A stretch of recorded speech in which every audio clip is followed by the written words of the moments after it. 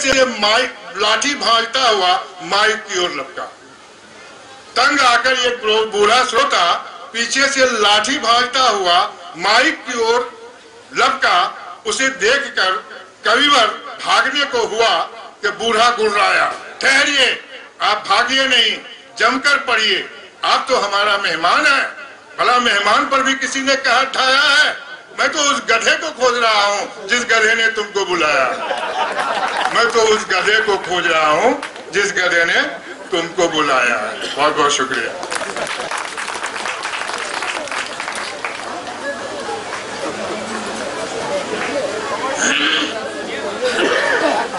यूं ही बेसबब न फिरा करो, कोई शाम घर भी रहा करो। यूं ही बेसबब न फिरा करो, कोई शाम घर भी रहा करो। वो गजल की सच्ची किताब है, उसे चुपके चुपके पढ़ा करो। कोई हाथ भी न मिलाएगा जो गले मिलोगे तपाक से। ये नए मिजाज का शहर है, जरा फासले से मिला करो। हजरात, जैसा कि आप देख रहे हैं कि कवि सम्मेलन और मुशायरा बहुत रवानी के साथ आगे बढ़ रहा है। ऐसे में जो हमारी फहरिस्त है, जो हमारी सूची है, उसमें एक ऐसे शायर का नाम, कवि का नाम आपके सामने लाने के लिए है कि अगर छूट जाए तो फिर छूट ही जाए। मन संचालन करते हुए आपने देख लिया। मेरी मुराद है कि राहत इंदौरी का ये शेर कि जहां रहेगा वहीं रोशनी लुटाएगा, जहां रहेगा वहीं रोशनी लुटाएगा, किसी चिराग का अपना मकान नहीं होता।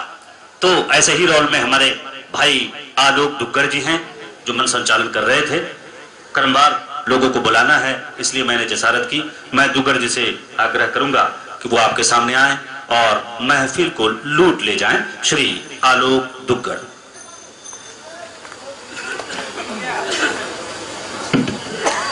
धन्यवाद।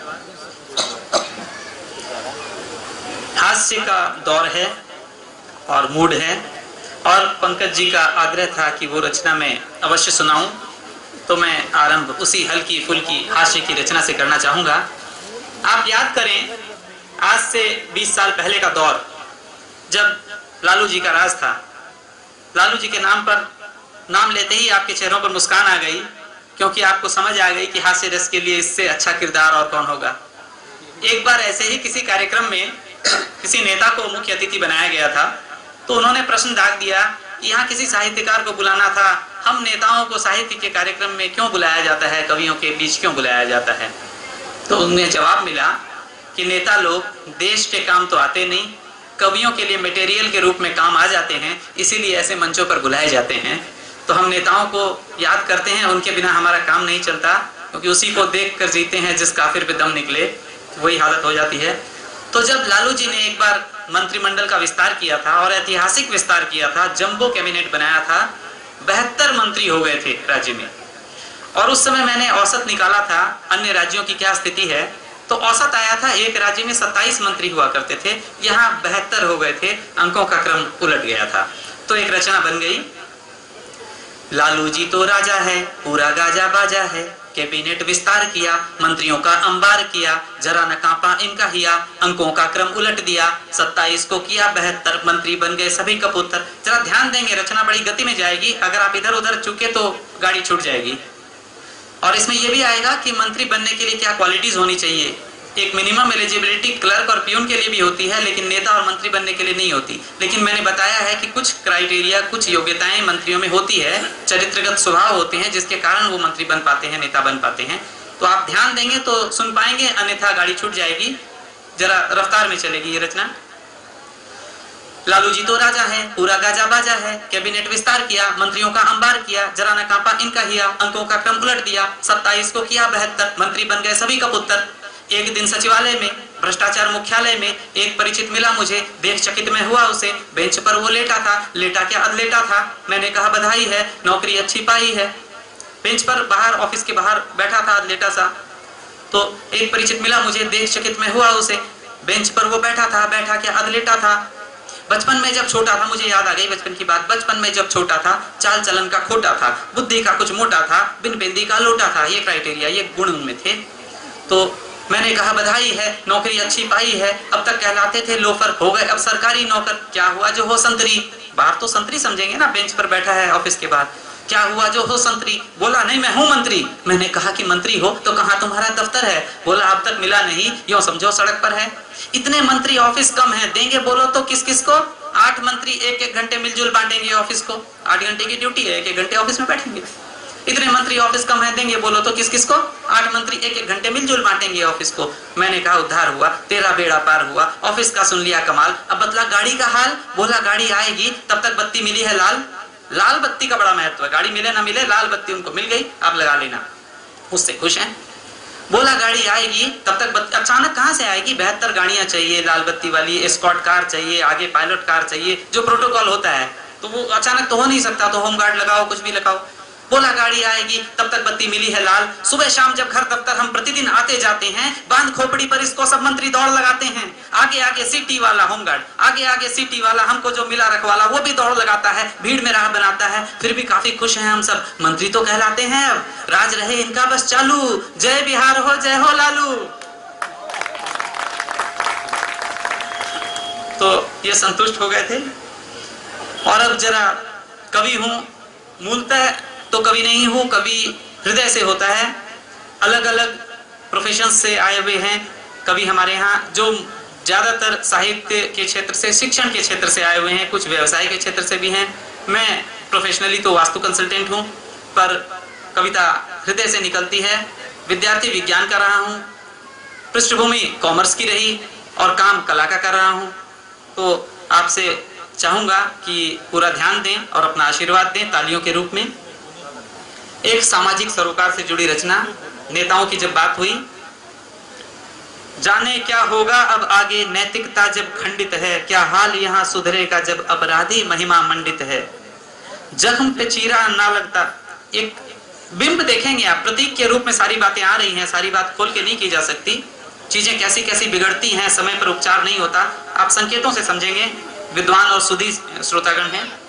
जाने क्या होगा अब आगे, नैतिकता जब खंडित है, क्या हाल यहाँ सुधरेगा जब अपराधी महिमा मंडित है। जख्म पे चीरा ना लगता तो बन जाता नासूर, पहले बस में ना कर पाए अब बनता नासूर। पहले बस में ना कर पाए अब काबू से दूर, जो धीरे धीरे ताकत पाकर बाहुबली बन जाते हैं, फिर लोग भले ना ही चाहें वो ऊंची कुर्सी पाते हैं। कानून बनाने जाते हैं कानून तोड़ने वाले ही, जनता को लूटा करते हैं बन जनता के रखवाले ही। जिनके नाम से डर करके हर बच्चा बच्चा रोता है, जिनके हाथों मर जाने का खतरा सबको होता है। समझ नहीं आती मुझको यह कैसी उल्टी बात है, उनकी रक्षा की खातिर ही अंगरक्षक तैनात है। चोर उचक्के डाकू गुंडे और जितने मस्ताने हैं, भीतर खूनी पंजे ऊपर मखमल के दस्ताने हैं। जिनको मर जाना चाहिए था कभी पुलिस की गोली से, स्वागत उनका होता गीतों माला और रंगोली से। अगर हालत बदलना है, ये तो समस्या की बात हुई, समाधान की भी बात 2 पंक्तियों में देना चाहूंगा। अगर आप तक पहुंचे तो तालियों के रूप में आपका इशारा चाहूंगा, तो दूसरी रचना भी पेश करूंगा। अगर हालात बदलना है तो सब में ये अरमान चाहिए, जाति पंथ और स्वार्थ तजें, नियत में ईमान चाहिए, नियत में ईमान चाहिए, नियत में ईमान चाहिए। इसी मूड की एक दूसरी रचना और समाधान भी यही होगा। हम 1947 में आजाद हुए, इतने वर्षों के घटनाक्रम को सार संक्षेप के रूप में चंद सेकंड्स में आपके सामने रखना चाहूंगा। कहां चूक हो गई, कहां गलती हो गई और क्या स्थिति हो गई। ये फिर प्रतीकों के रूप में है। आप भारत के मानचित्र की कल्पना करें, दोनों ओर पूर्वी पाकिस्तान, पश्चिमी पाकिस्तान अखंड भारत के साथ था। उस मानचित्र की कल्पना करते हुए आज तक आप पहुंचे। कैसी आजादी आई थी, कैसी बर्बादी लाई थी, दिल को टुकड़ों में बांट दिया, दोनों हाथों को काट दिया। मजहब की बड़ी है तकरारें, भाषा की खड़ी है दीवारें, खत्म हुई मन की प्रीति, मैकाले की शिक्षा नीति। खुली क्लर्कों की फैक्ट्रियां यहाँ, सही अर्थों में शिक्षा है कहाँ। जवाहरलाल नेहरू की एक पंक्ति आपको याद दिलाना चाहूंगा। उन्होंने कॉलेजेस को, जो सिंपल एकेडमिक एजुकेशन होते थे, पहले इतने टेक्निकल एवेन्यूज नहीं थे, सीधे मैट्रिक करो, इंटर करो, ग्रेजुएशन करो, पीजी करो, यही चलती थी। तो नेहरू जी ने कहा था कि ये कॉलेज नहीं है, क्लर्कों की फैक्ट्रियां हैं, यहाँ क्लर्क तैयार होते हैं। ये व्यवस्था लॉर्ड मैकाले की दी हुई थी। अब काफी स्थिति बदली है, लेकिन हाल तक यही शिक्षा पद्धति चल रही थी। खत्म हुई मन की प्रीति, मैकाले की शिक्षा नीति, खुली क्लर्कों की फैक्ट्रियां यहाँ, सही अर्थों में शिक्षा है कहाँ। बुनियादों पर चोट हुआ, जनसंख्या विस्फोट हुआ, बेरोजगार बढ़ते जाते, अपराधों के बढ़ते खाते, राजा के साये चोर पले, है घना अंधेरा दिया तले। बोड़ो सल्फा और उल्फा है, पूर्वांचल सारा सुलगा है, चुभता है लिट्टे पांव में, सौछेद हुए हैं नाव में, माथे पर फोड़ा काश्मीर, शिव भक्तों पर शिवसेना का तीर। पुरखों ने खून से सींचा है, गाड़ी को यहाँ तक खींचा है, बाहर का खतरा दूर हुआ, दुश्मन का सपना चूर हुआ। अब भारत अगर बचाना है, हम सबको आगे आना है। जो सच में देश महान चाहिए, हम सिर्फ नारा लगाते हैं मेरा भारत महान, मेरा भारत महान। जो सच में देश महान चाहिए, दुनिया में सम्मान चाहिए, तो एक यही अरमान चाहिए, नीयत में ईमान चाहिए, नीयत में ईमान चाहिए।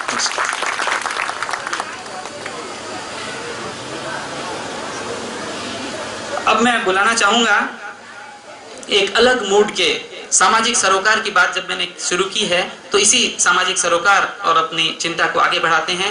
गोपालदास नीरज की एक रचना आप सबों ने सुनी होगी, जागते रहिए जमाने को जगाते रहिए। उन्हीं के धुन में, उन्हीं की राग में बताने की हिमाकत कर रहा हूँ। भूले भटके ही सही घर मेरे आते रहिए। तो उसी जागते रहिए को पकड़ा है भोला प्रसाद प्रणय जी ने अपने अंदाज में, और जगा रहे हैं हम सबों को। आप भी जागें। स्वागत है संवदिया के संपादक, पत्रिका काफी प्रतिष्ठित,